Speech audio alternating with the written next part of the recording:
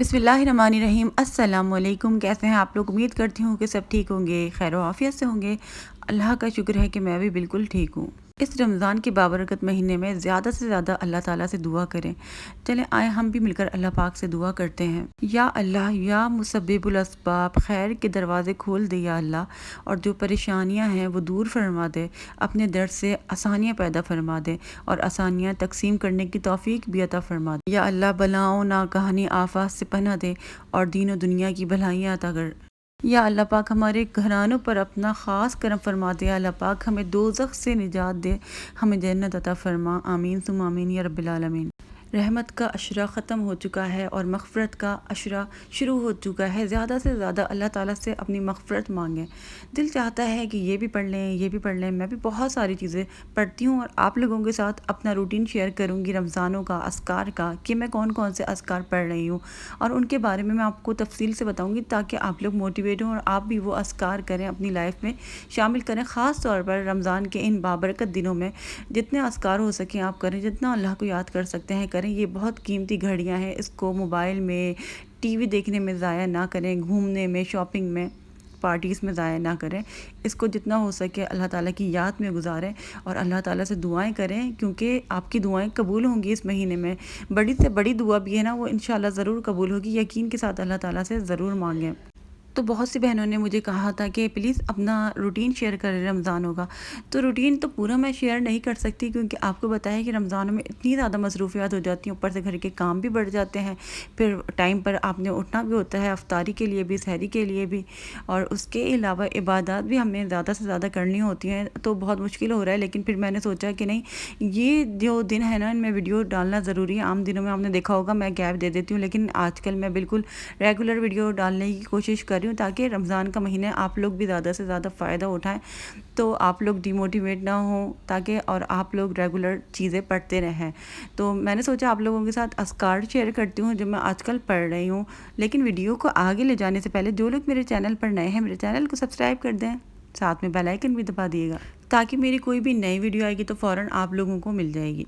तो वैसे मैं आप लोगों को अस्कार बताती रहती हूँ कि आप दुरूद शरीफ पढ़ें, आप इस्तिग़फ़ार पढ़ें, आप हौकला पढ़ें। बहुत सारी चीज़ें मैं आपको बताई हैं, मैंने बहुत सारे अस्कार बताए हैं, रमज़ान में भी पढ़ने के लिए बताए। हम लोग इतना ज़्यादा कंफ्यूज हो जाते हैं कि कौन से अस्कार करें, कौन से ज़्यादा ज़रूरी हैं पढ़ने के लिए। तो देखें, हमारे पास जो है ना, हमारे प्यारे नबी सल्लल्लाहु अलैहि वसल्लम की अहादीस मौजूद है जिसमें उन्होंने हमें बताया है कि रमज़ानों में हमें कौन से 4 काम करने हैं। तो जो हमारे प्यारे नबी सल्लल्लाहु अलैहि वसल्लम ने हमें 4 काम करने के लिए बताए हैं, मैं पहले वो करती हूँ और फिर बाद में दूसरे काम करती हूँ।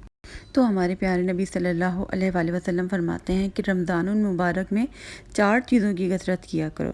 2 बातें ऐसी हैं तुम उनके ज़रिए अपने रब को राज़ी कर सकोगे, यानी कि अल्लाह ताला को खुश कर सकोगे, और 2 चीज़ें ऐसी हैं कि तुम उनसे बेनियाज नहीं हो सकते, यानी कि वो हमारी ज़रूरत है। पहली 2 बातें जिनके ज़रिए तुम अल्लाह ताला को राज़ी कर सकोगे वो है ला इलाहा इल्लल्लाह, और दूसरी है इस्तिग़फ़ार करना। और वो 2 चीज़ें जो तुम्हारी ज़रूरत हैं, जिनसे तुम बेनियाज नहीं हो सकते, वो ये कि तुम अल्लाह ताला से जन्नत का सवाल करो और जहन्नुम से पनाह मांगो। आपको पता है ना कि रमज़ान के महीने में वैसे ही अल्लाह ताला कितने लोगों को जहन्नुम से आज़ादी दे देते हैं। तो हमें भी जो है ना अल्लाह ताला से दुआ मांगते रहना चाहिए। रमज़ान में जितना हो सके दुआ मांगें कि अल्लाह पाक हमें भी उन लोगों में शामिल कर जिनको तू इस रमज़ान में जहन्नुम से आज़ादी दे देगा, दोज़ख से आज़ादी दे देगा। इसके अलावा अल्लाह पाक हमें जन्नत अता फरमा। ठीक है, बख्शिश ज़्यादा से ज़्यादा मांगें, इस्तिग़फ़ार करें और फिर ये गवाही दें ला इलाहा इल्लल्लाह, अल्लाह एक है। दिल से पढ़ा करें ये वाली तस्बीह। ये कलमात जो है ना बहुत खूबसूरत कलमात हैं। ये ज़बान पर तो बहुत ही हल्के हैं, बहुत आसान है ये पढ़ने में, लेकिन ये मीज़ान में बहुत ज़्यादा भारी होंगे। और हमें वैसे भी जो है ना कलमा पढ़ते रहना चाहिए, आदत डाल लें, ताकि जब हम मरें ना, जब हमारा आखिरी वक्त हो, तो खुद ब खुद हमारे मुंह से निकले ला इलाहा इल्लल्लाह। और जब हमें कलमा नसीब हो जाता है ना जिस इंसान को, उसके ऊपर जो है ना जन्नत वाजिब हो जाती है।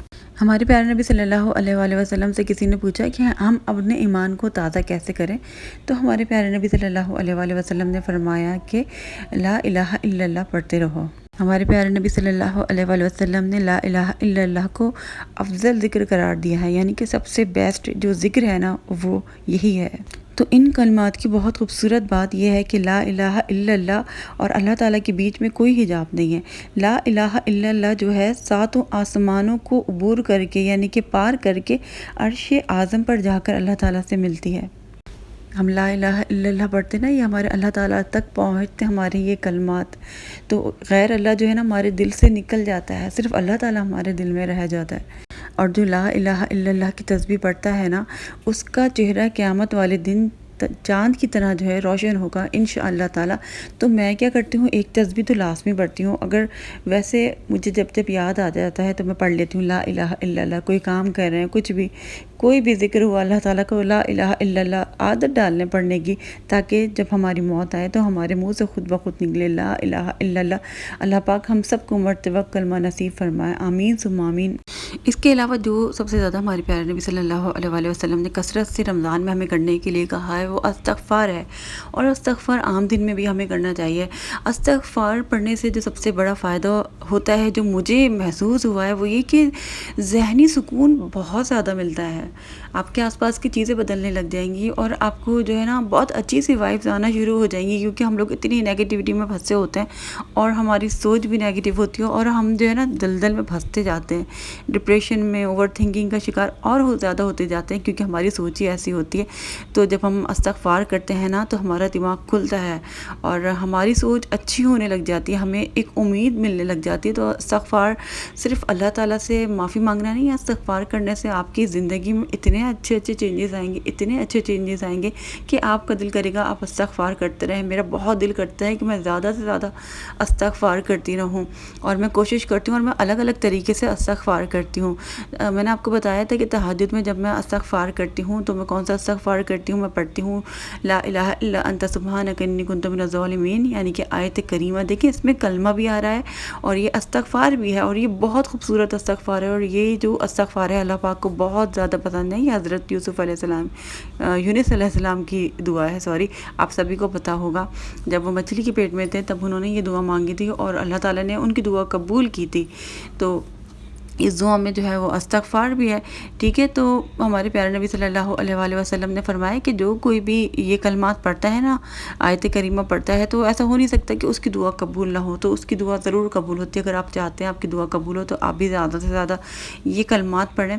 تو میں کیا کرتی ہوں، ایک تسبیح پڑھ لیتی ہوں، اس کے علاوہ میں مجھ سے لوگ اتنا زیادہ پوچھتے ہیں کہ آپ کون سا استغفار کرتی ہیں، تو میں کئی بار بتا چکی ہوں استغفر اللہ، کیونکہ یہ چھوٹا سا ہے اور زیادہ پڑھا جاتا ہے، اور پھر یہ ہوتا ہے کہ آپ کام کے دوران بھی پڑھ سکتے ہیں، کچھ کر رہے ہیں تبھی بھی آپ اس کو پڑھ سکتے ہیں، ورنہ کوئی بڑا ہم استغفار پڑھتے ہیں تو پھر ہمارے دماغ سے نکلنے کا خدشہ ہوتا ہے یا ہم غلط بھی پڑھ سکتے ہیں۔ تو استغفر اللہ چھوٹا سا ورڈ ہے، آرام سے آپ پڑھ سکتے ہیں۔ تو زیادہ تر تو میں اسی کو پڑھتی ہوں، لیکن ایک تسبیح میں پڑھتی ہوں استغفر اللہ ربی من کل ذنب و اتوب الیہ، یہ بھی پڑھ لیتی ہوں، ٹھیک ہے۔ اور اس کے علاوہ میں کیا کرتی ہوں، عشاء کے ٹائم پڑھتی ہوں، جب میرا عشاء کے ٹائم مجھے ٹائم ملتا ہے تو میں تسبیح لے کے بیٹھتی ہوں، اور جو میں اذکار کرتی ہوں میں آپ کو بتا رہی ہوں کون سے اذکار کرتی ہوں، ٹھیک ہے۔ استغفار میں ایک اور بتا دوں کہ جب نماز ہوتی ہے، نماز کے بعد میں استغفار جو پڑھتی ہوں 3 مرتبہ یا 7 مرتبہ، استغفر اللہ الذی لا الہ الا هو الحی القیوم واتوب الیہ، یہ جو استغفار ہے نا، اس سے جو ہے نا ہمارے اتنے گناہ معاف ہو جاتے ہیں۔ کہتے ہیں کہ اگر جنگ سے بھی بھاگا ہوا ہوتا ہے نا کوئی انسان تو اس کے بھی گناہ معاف ہو جاتے ہیں، حالانکہ اگر جنگ سے کوئی بھاگ جاتا ہے نا تو اس کی بخشش نہیں ہوتی۔ تو رمضان سے پہلے بھی میں نے آپ لوگوں کو ایک تسبیح بتائی تھی کہ میں فجر میں پڑھتی ہوں، تو وہ تسبیح بھی میں پڑھتی ہوں۔ تو وہ جو تسبیح ہے نا اس کو آپ استغفار بھی کہہ سکتے ہیں، اور اس کے اندر اللہ تعالیٰ کی تعریف بھی ہے۔ تو جو وہ استغفار کتنا خوبصورت ہے جس میں اللہ کی تعریف کی جائے اور پھر اللہ تعالیٰ سے معافی بھی مانگی جائے، یہ کتنا پیارا طریقہ ہے نا اللہ تعالیٰ سے معافی مانگنے کا۔ تو وہ تسبیح یہ ہے سبحان اللہ و بحمدہ سبحان اللہ العظیم، یہ تسبیح میں روزانہ ایک پڑھ لیتی ہوں۔ تو ہمارے پیارے نبی صلی اللہ علیہ وآلہ وسلم نے فرمایا ہے کہ جس شخص نے ایک دن میں 100 مرتبہ سبحان اللہ و بحمدہ کہا تو اس کے تمام گناہ معاف کر دیے جاتے ہیں، چاہے وہ سمندر کے جھاگ کے برابر ہوں۔ کتنی بڑی بات ہے۔ اور ہم چاہ رہے ہیں کہ ہم زیادہ سے زیادہ جو ہے اللہ تعالیٰ سے استغفار کریں، اپنے گناہ معاف کروائیں، تو یہ بھی استغفار کی ہی ایک فارم ہے اور یہ تسبیح بھی ہے۔ تو آپ اس کو پڑھیں، دیکھیں آپ کو اتنے زیادہ اس کے فائدے نظر آئیں گے۔ ایک تو رزق میں بہت زیادہ اضافہ ہوتا ہے۔ یہ تمام تسبیحات جو میں آپ کو بتا رہی ہوں نا، یہ تو اللہ تعالیٰ سے معافی بھی ہے، اللہ تعالیٰ کو خوش بھی کرنا ہے۔ اس کے علاوہ اس کے جو آپ کو فائدے دکھیں گے نا اپنی زندگی میں، روحانی فائدے تو الگ ہوں گے لیکن دنیاوی فائدے بھی بہت زیادہ ہوں گے۔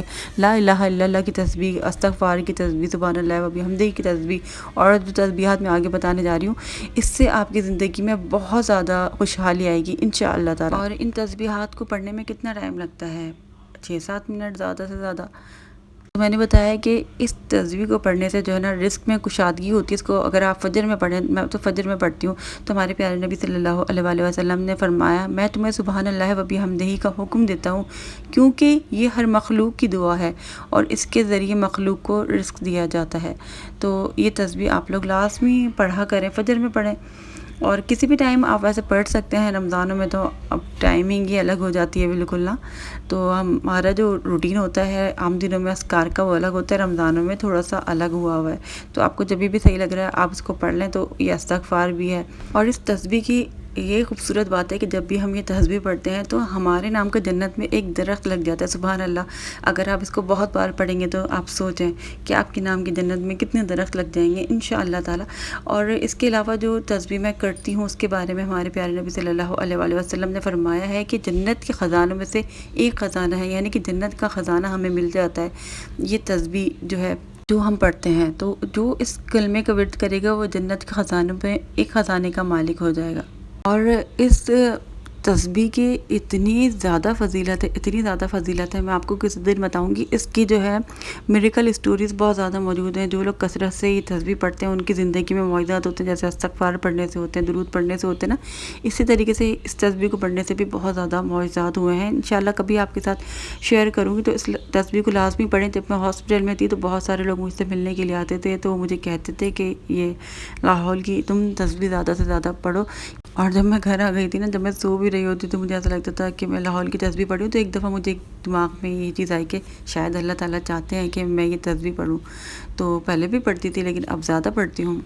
تو یہ تسبیحات میں آج کل پڑھتی ہوں۔ اس کے علاوہ لا الہ الا اللہ وحدہ لا شریک لہ لہ الملک و لہ الحمد وہو علی کل شیء قدیر، اس کے بارے میں نے ویڈیو بنائی ہے، پوری آپ لوگ دیکھیے گا ضرور۔ اس کی فضیلت کے بارے میں نے بتایا ہے، تو یہ بھی آپ پڑھیے گا اور جتنا ہو سکے اذکار کریں۔ بہت آسان ہے، کوئی مشکل نہیں ہے تسبیح پڑھنا، لیکن سب سے زیادہ جو میرا جو موسٹ فیوریٹ ذکر ہے نا، جو پڑھ کے مجھے بہت زیادہ سکون ملتا ہے، وہ ہے درود ابراہیمی۔ میں بہت زیادہ پڑھتی ہوں اور افطار سے پہلے میری کوشش ہوتی ہے کہ میں زیادہ سے زیادہ درود ابراہیمی پڑھتی رہوں۔ مجھے پتہ ہے کہ جتنا میں درود پڑھوں گی میری دعائیں قبول ہوں گی۔